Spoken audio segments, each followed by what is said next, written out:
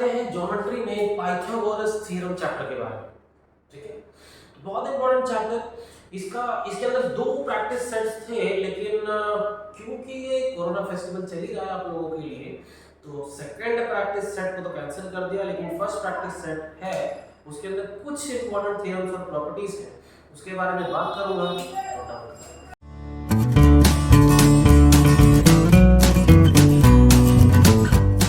सबसे पहला इसके अंदर जो चैप्टर के अंदर स्टार्ट होता है पाइथागोरस ट्रिपलेट्स। अब पाइथागोरस थ्योरम तो आप 3-4 साल से पढ़ ही रहे थे, ठीक है। अब देखो पाइथागोरस ट्रिपलेट क्या कहता है। अगर आपके पास 3 नंबर है, मान लो 3, 4 और 5, इसके अंदर जो सबसे बड़ा है वो 5 है, तो जो सबसे बड़ा नंबर है आप कैसे देखो, कंपेयर कर लो कि सबसे बड़ा 5, तो जो सबसे बड़ा वाला नंबर है उसका स्क्वायर करना है, 5 का स्क्वायर 25 हो। उसके बाद जो दो छोटे बच जाते हैं उनको अगर आप स्क्वायर करके ऐड कर दो, जो दो छोटे बच गए उनको स्क्वायर करके ऐड कर दो, तो आपको क्या मिलता है, ये हो गया 9, ये हो गया 16, इसका भी टोटल होता है 25। अब अगर square of the greatest number is equal to the sum of the squares of the remaining two numbers, then they form a Pythagorean triplet। ठीक है, यानी ये इक्वल आना ही चाहिए। अगर ये दोनों इक्वल नहीं आते तो पाइथागोरन ट्रिपलेट नहीं है। तो यहाँ पर सेटिस्फाई हो रहा है, तो 3, 4 और 5 पाइथागोरन ट्रिपलेट है। तो ये तो एमसीक्यू होगा, तो उसमें आपको सिर्फ पहचानने आएगा कि कौन सा पाइथागोरन ट्रिपलेट है और कौन सा नहीं है। एक और चीज आपको बता दूं कि नेक्स्ट में बात करूंगा पाइथागोरस थ्योरम। तो चलो ठीक है, पाइथागोरस थ्योरम तो सबको पता ही है, फिर भी एक बार सुन ही लो। अगर आपके पास एक राइट एंगल ट्रायंगल है तो ये ध्यान रख लीजिए कि in a right angle triangle hypotenuse is the greatest side, यानी 90 डिग्री की जो सामने वाला होता है वो हाइपोटेन्यूज होता है और वो एक राइट एंगल ट्रायंगल में सबसे बड़ा साइड होता है। ठीक है, पाइथागोरस ने ये थ्योरम दिया था, इन ट्रायंगल एबीसी अगर एबीसी इस 90 डिग्री, यानी कोई भी एक अगर 90 डिग्री है, तो जो हाइपोटेन्यूज होता है उसका स्क्वायर, हाइपोटेन्यूज का square is equal to side 1 square plus side 2 square. यहाँ पर क्या हो जाएगा, जो हाइपोटेन्यूज है वो है AC, उसका स्क्वायर जो है इस साइड के, इस साइड को मैं स्क्वायर करूंगा और इस साइड को मैं स्क्वायर करूंगा, वो उसके बराबर होने वाला होता है। ये होता है पाइथागोरस थ्योरम। ठीक है, ये अगर एक मैं एग्जांपल लेके बता दूं तो ये 4, ये 3, ठीक है, तो आप इसको आराम से निकाल सकते हो कि AC कितना आएगा। देखो ये यहाँ पर 4 स्क्वायर और ये BC 3 है, 3 का स्क्वायर ये हो जाएगा 16, 3 का स्क्वायर 9। ठीक है, इस हिसाब से अगर देखा जाए तो ये हो जाएगा 25। अब taking square root on both the sides, AC will become equal to square root of 25, जो बन जाएगा 5 यूनिट्स। ठीक है, ये आपका AC बन जाता है, जो होने वाला है 5 यूनिट्स। ये पाइथागोरस थ्योरम है, ये तो आप जानते ही हो, बचपन से पढ़ रहे हो। ठीक है, अब आ जाते हैं इसके मेन चीज में, जो पाइथागोरस थ्योरम चैप्टर के अंदर है।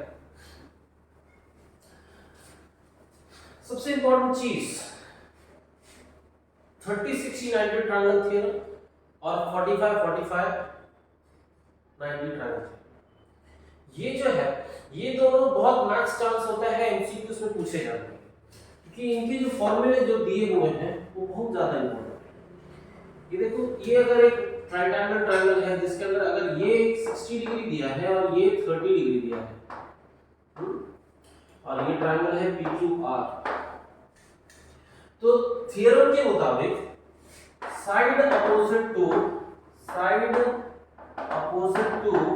30 डिग्री। अब देखो ये 30 के सामने वाला अपोजिट मतलब समझा करो, 30 डिग्री एंगल है तो इसके बाजू से जो दो साइड निकलते हैं वो उसके एडजेसेंट होते हैं। ठीक है। उसके सामने वाला side is called the opposite side, तो side opposite to 30 degree is equal to half of the hypotenuse, half of the hypotenuse. तो ये 90 के सामने ये हाइपोटेन्यूज, ये हाफ ऑफ पीआर होने वाला है। अगर मैं आपको ये दे दूं कि ये 20 है तो आप आराम से इसके सामने वाला साइड यानी क्यूआर निकाल पाओगे। QR will be equal to half into 20, that is going to be 10 units, ठीक है। और वैसा ही अगर साइड अपोजिट टू 60 आप निकालना चाहते हो तो ये भी 30 60 90 ट्रायंगल थ्योरम के अंडर आता है। The side opposite to 60 degree will be equal to √3 upon 2 into hypotenuse। hypotenuse कौन है यहाँ पर मेरा? यहाँ पर hypotenuse कौन है? ठीक है। तो वैसे ही अपोजिट साइड जो है 60 का वो है PQ, तो PQ is equal to √3 upon 2 multiply by 20, ठीक है। तो ये हो जाएगा 2 1 का, ये हो जाएगा 2 10 का, PQ is equal to 10 √3 units, ठीक है। तो side opposite to 60 degree is √3 upon 2 into hypotenuse और side opposite to 30 degree is half into hypotenuse, ठीक है। ये ध्यान रखिएगा। ये है हम लोगों का 30 60 90 ट्रायंगल थ्योरम। तो आपको कोई भी एक साइड दिया हो इन तीनों में से तो आप बाकी का निकाल पाते हो, ठीक है।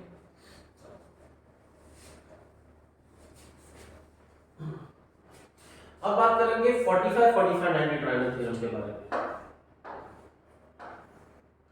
45 45 90 ट्रायंगल थ्योरम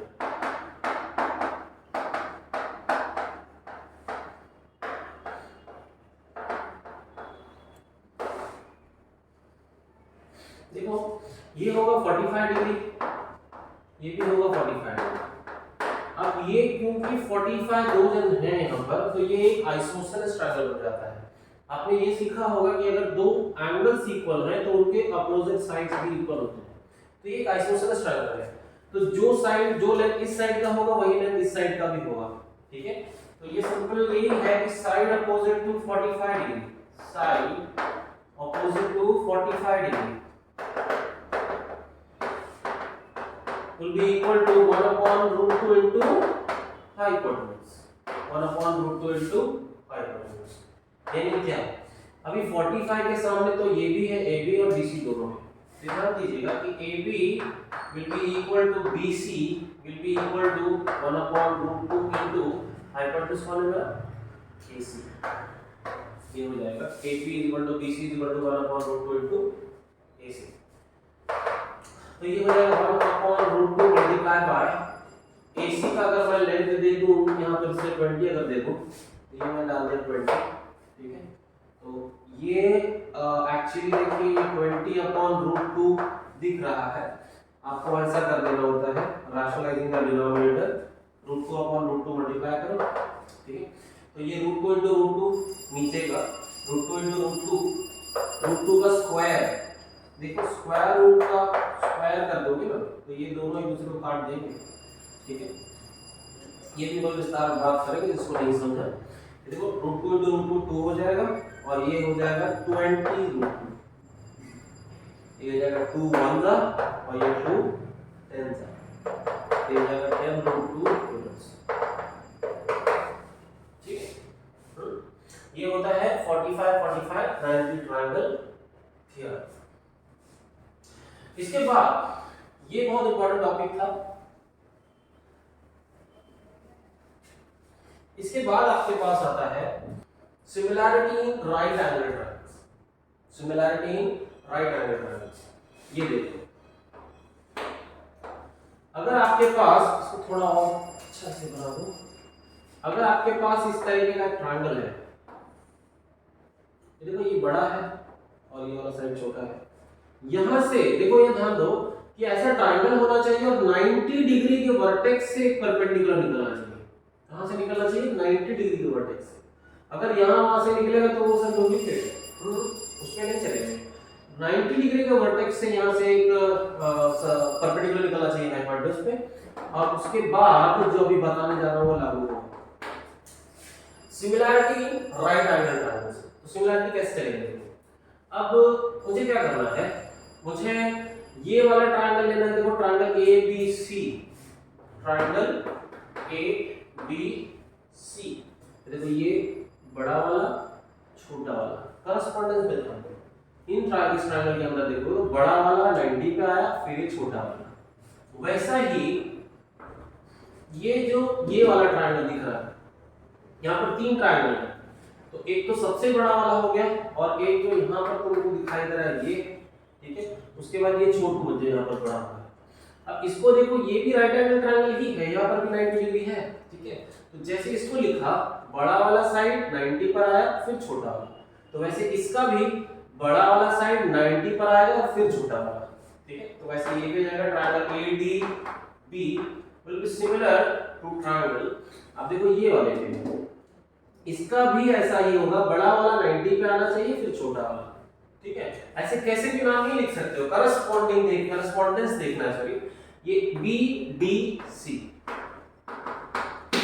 ये तीनों ही सिमिलर होंगे अगर ये कंडीशन होती है कि इन ट्रायंगल ABC सेगमेंट, तो फिर triangle ABC is equal to 90 degree और segment BD is perpendicular to hypotenuse AC।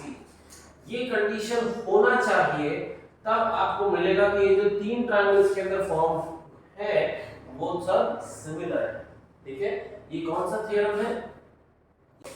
Similarity in right angle triangle, similarity in right angle triangle, ठीक है। ये वो वाला थ्योरम हो गया। अब लिख लेते हैं सिमिलैरिटी इन राइट एंगल।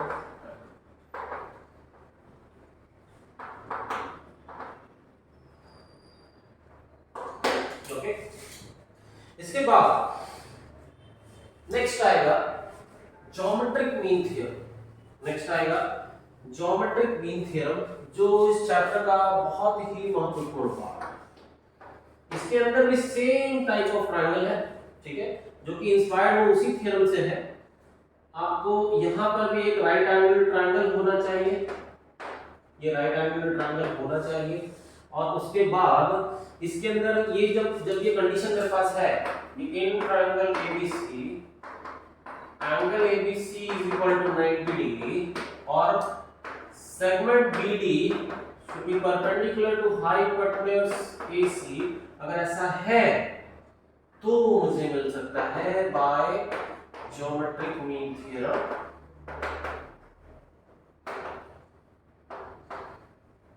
देखो ये BD है, ठीक है। ये जो सेगमेंट आता है, ये जो आकर के हाइपोटेन्यूज पे क्या करता है, इसको 2 हिस्से में काट देता है। देखो ये AC कुछ ही था, लेकिन ये आकर के इसको काट के एक AD बना देता है और एक BC बना देता है, ठीक है। तो आपको ये ज्योमेट्रिक मीन थ्योरम क्या बोलता है कि ये जो सेगमेंट है यानी BD square will be equal to, इस सेगमेंट का square will be equal to product of these two sections.